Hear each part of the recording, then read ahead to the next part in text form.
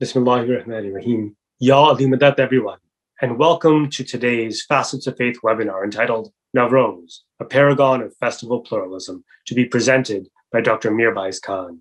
My name is Latif Noorani, and I will be the facilitator for the webinar today, which will last about an hour long. Before we get started, I wanted to thank you for taking your time to be with us today, to explore, to be curious, and to be inspired. I want to thank the volunteers and the resources that have made this webinar possible, and of course, thank you to Dr. Mir Baiz Khan for sharing his time and his wisdom with us. Dr. Khan is an extraordinary scholar. Today, he works as an independent scholar, contributing to various publications, but he has a long and storied career, serving in our Jamaati and AKDN institutions. Hailing from Chitral, Dr. Khan was in the first cohort of scholars to graduate from the Institute of Ismaili Studies. He then received a double master's from the University of Karachi and the University of London, and went on to receive his doctorate from the University of Toronto. He has served in senior leadership roles at ITR Pakistan and in ITR Canada. He has also served with Aga Khan Education Services Pakistan, where, among other things, he established the Aga Khan Higher Secondary School in Gilgit. I would like to welcome Dr. Mir Baiz Khan to share his thoughts on Navroz. Navroz has been characterized as the most widely celebrated and the longest and the most colorful Iranian festival. And although it's inherited from Zoroastrian Persian, it is the only festival which is not confined to any particular religious group. Festivals have been part and parcel of communities from the ancient times, and some of them have vanished with time, while others have continued to be reestablished and reinterpreted according to the changing times and changing context. So Navroz is one such festival which has its root in ancient time of pagan festivals, but it was adopted and reestablished, and the sources of its origin are mostly religious calendars, epic narratives, and holy books. Historically, Navroz is associated with the legendary Persian king Jamshid. And in Shahnama of Firdausi, a mythical interpretation is given to a great event in his time. The mythical narrative says that Jamshid ascended the skies in a chariot which was built by demons whom Jamshid had subjugated. In Parthian times, that is the first century BC, Zoroastrianism was the dominant religion of the empire that extended from Bactria and Caspian Sea in Central Asia and to Tigris and Euphrates in Iraq and to India.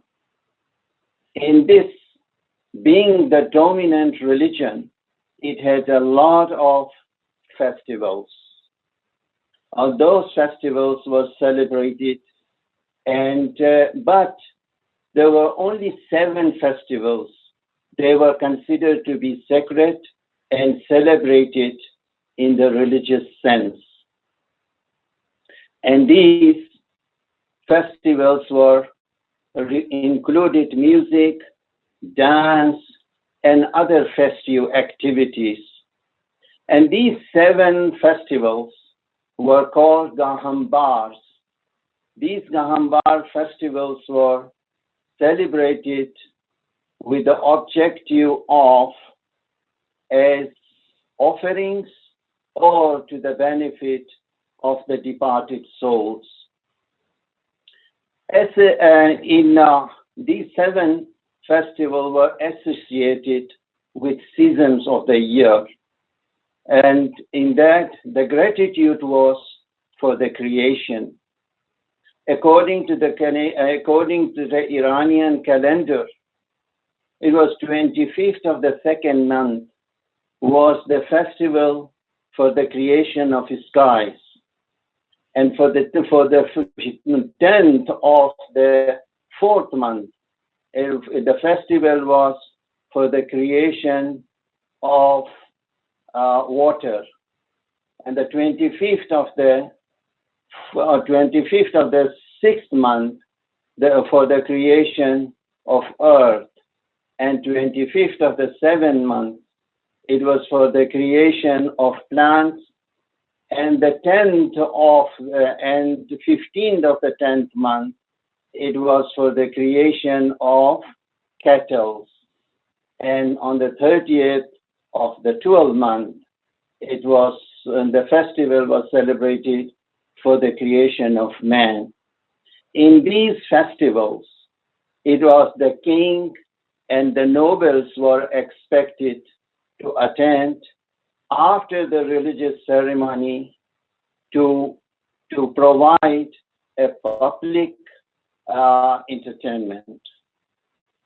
So in these festivals times, during this era, and there were a lot of arrangements were made, but also halls were built to celebrate both of the festival as well of the royal feast banquet that was called Sada Feast. So in this era, in Bactria is a city in northern Afghanistan. Today it's known as Balkh.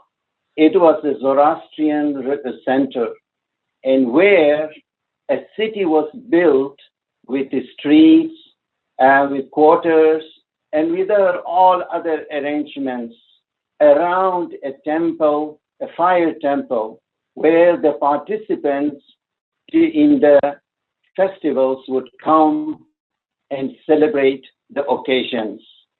So it was at that time, and it was also expected that all would participate to contribute to the cost of the festivals and the feasts. And the rich people were encouraged to give generously, to give alms generously, and while the poor were exempted if they could not afford, they would participate both in the festivities as well as in the feast. So that was the occasion. It was the festival would begin at dawn, and because in the belief, in the Zoroastrian belief, that the departed souls would have withdrawn with the fading away of the old year. So during the Sasani period, the Sasanian are the kings or the rulers. At their time, the Muslims took over, conquered Iran, Persia. But during their time, they were also very important and very vast empire and very powerful empire. And during their era, so this continued, but not as a religious ceremony. The festival of Navroz continued as a secular cultural ceremony or festival.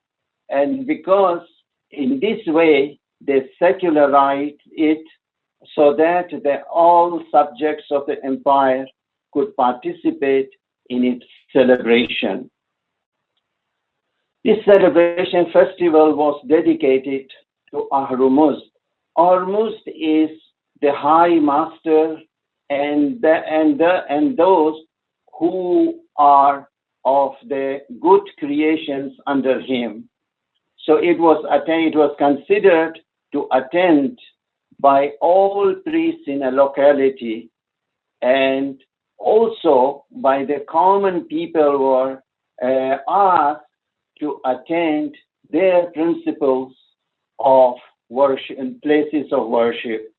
So it was not just the festival of the Zoroastrian festivals were around, and there were also festivals of others like Hellenic festivals, like Babylonian festivals, like the festivals of the pagans, they were still there, and also the festivals of Jews.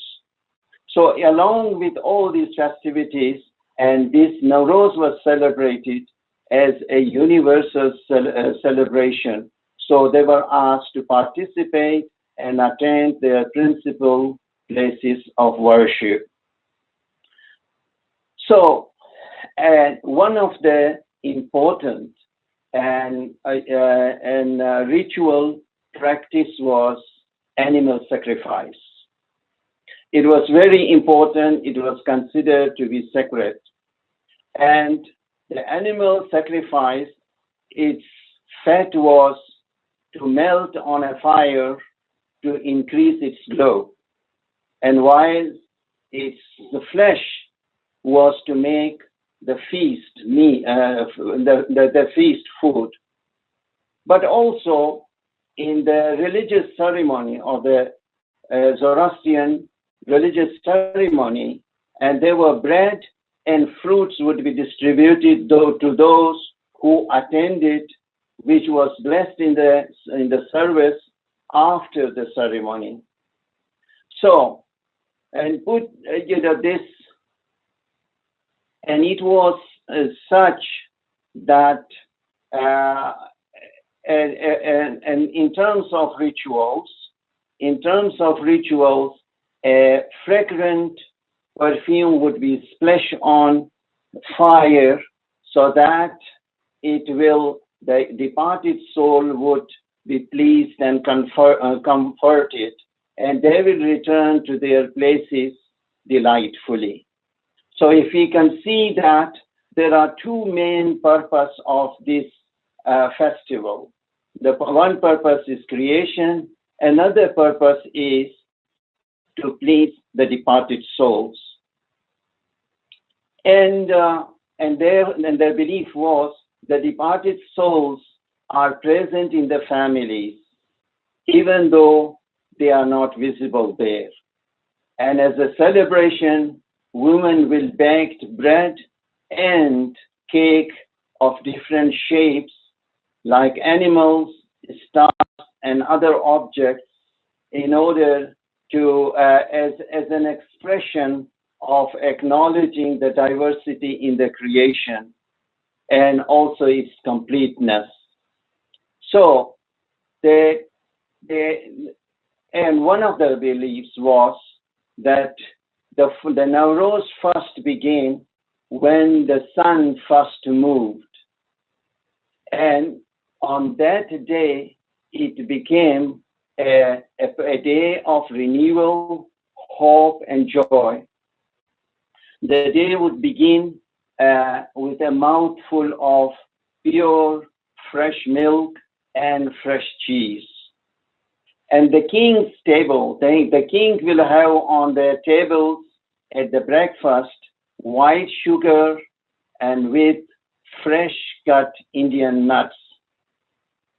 So, as I said earlier, that these festivals were 7 festivals.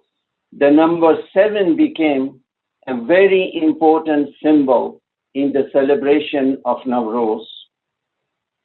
So there would be on the king's table, they would keep 7 grains and 7 twigs of 7 kind of trees and 7 white plates, earthen white plates, as well as 7 newly minted coins. So it was that for the generally for everybody, they would grow 7 seeds in small pots so that they will grow green on the day of Navroz. So for the particular, the scene of barley grow green sight was the source of blessing. And it was also an occasion of reconciliation and forgiving. But coming to the Muslim era, and they continued it. They continued on the Sasanian style as a cultural festival of Navroz, and leaving the interpretations, the ancient interpretations or interpretations later on to the communities concerned. Persia was not unknown place to Arabs when it was conquered, and the Persian kingdom, Persian emperors had extended the frontiers of the empire beyond beyond Persian borders, and also had ruled over regions where non-Persian populations, including Arabs, lived. So when the beginning of Islam, Persia was not an unknown place. But the king is Muslim, but the connection with a spatial connection with Persia began at a very early time during the lifetime of the Prophet.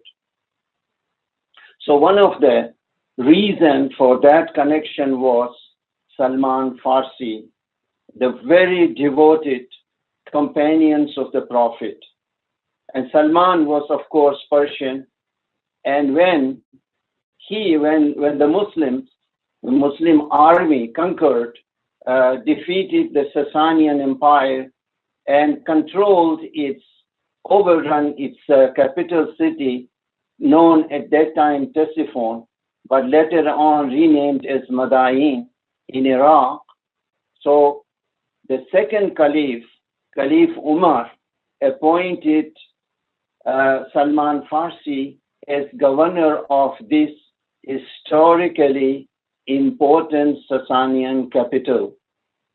So, and after, when Imam Ali became the Caliph, he also appointed Salman Farsi as governor of Madain. And that's why Salman Farsi became, because he's really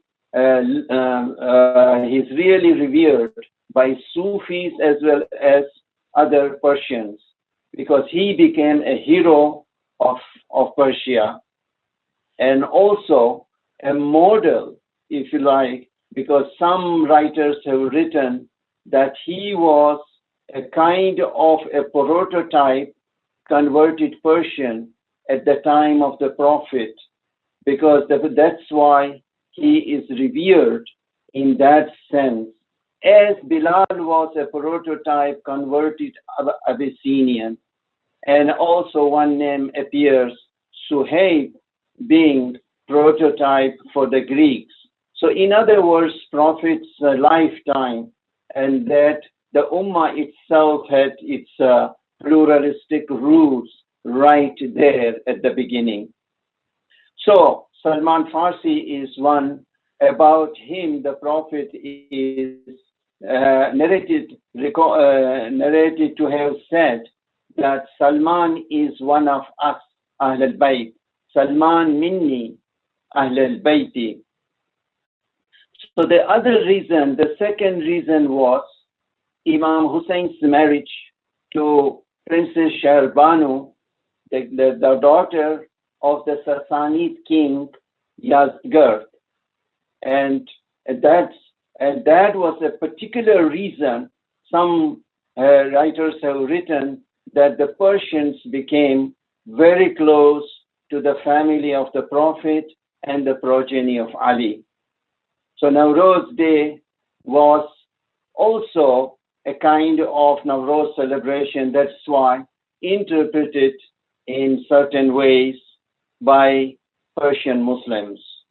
So, for example, and Navroz Day coincided with some very important historical and historical dates of the Muslim history. And they interpreted saying that Adam was created on Navroz Day and God had covenant.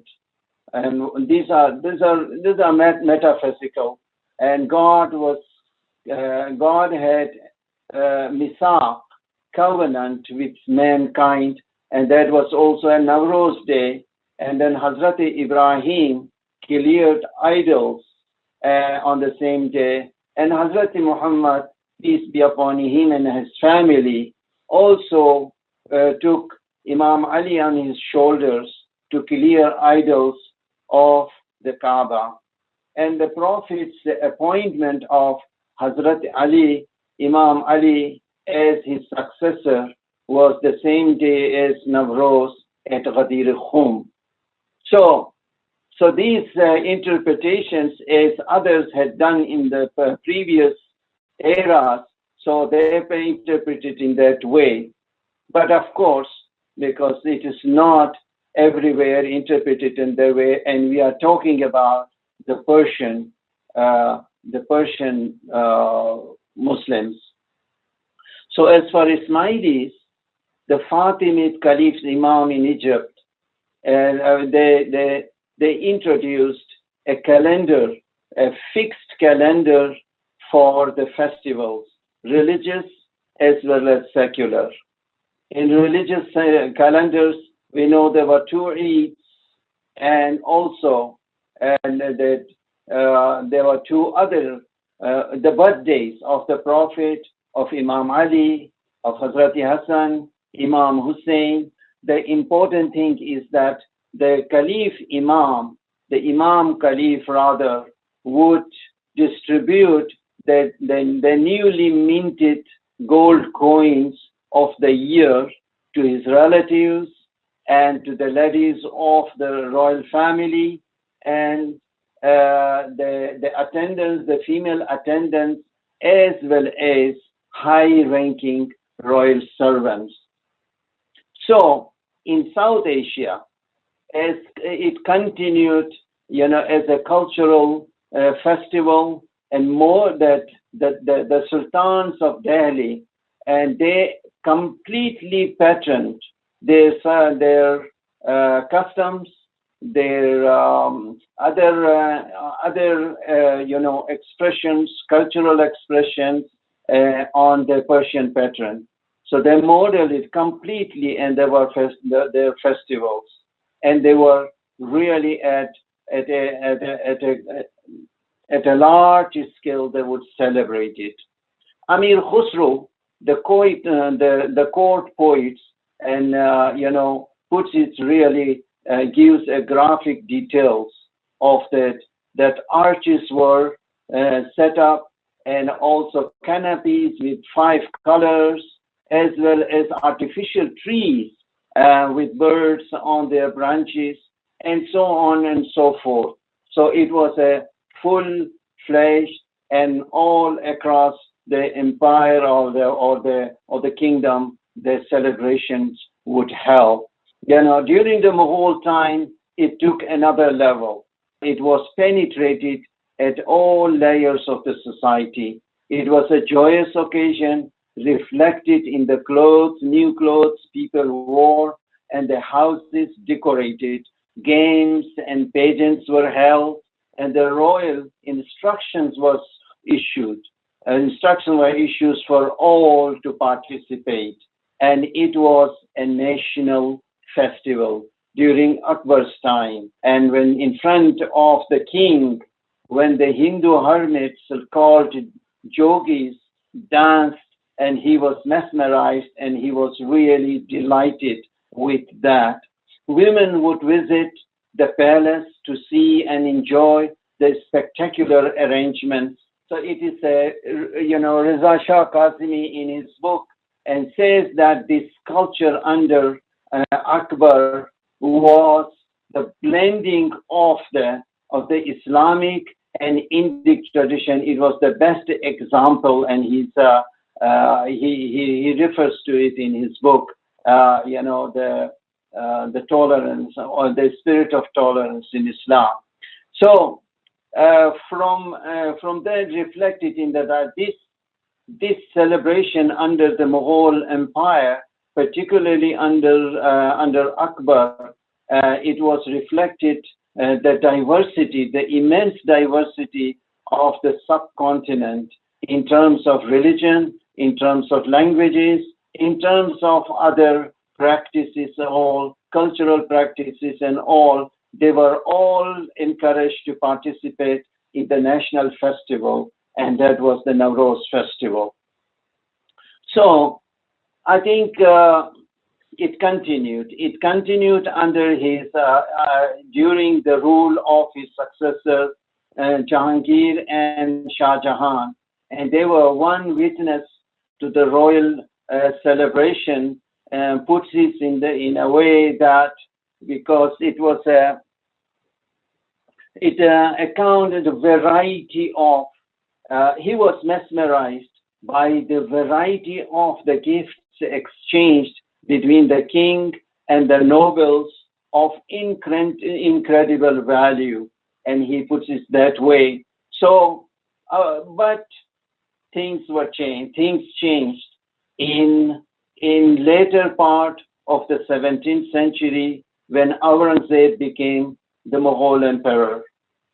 And during his time, Mughal political power declined, and there was a series of wars, according to the accounts, some accounts, and Aurangzeb himself seems to be responsible for that. But in things that he was interested in religious discourse, and he would hold disputations with the ulama, the clerics, and when he became the ruler, he suspended Navroz festival, saying it was un-Islamic, and then it was a great blow to the pluralistic and to the universal nature of this particular festival, national festival of the subcontinent. And it used to be celebrated, the vast empire of the Mughal Empire from Kabul to Bengal. But at this time it became, instead of this Navroz festival, Aurangzeb introduced his own festival, what he called Nishat Afroz Jashan. And that would start during the month of Ramadan and would culminate on Eid al-Fitr. So, to conclude is that Navroz remains today, still remains today as a cultural festival and as universal festival in many ways, because it is still celebrated in Iran as a national festival, and many communities in Afghanistan, Central Asia, and South Asia, they celebrate it also as a cultural festival, as a secular cultural festival. So, but Navroz has been, just to refer to how important it has been, because it has provoked, for centuries, it has provoked the creative power of the poets. And there are volumes of volumes, divans, and where Navroz is poetized, the celebrations are poetized, the beauty that comes to the nature, to the universe, and it is, and those are captured in the thoughts of the poet, and how it was important. So, Maulana Rumi looks at, composes a poetry. One of his verses is, so that deals with the winter. Maulana Rumi says winter is a kind of a prison. And then he says that it's the chilling cold is like a cannibal feast, cannibal beast. So he puts it,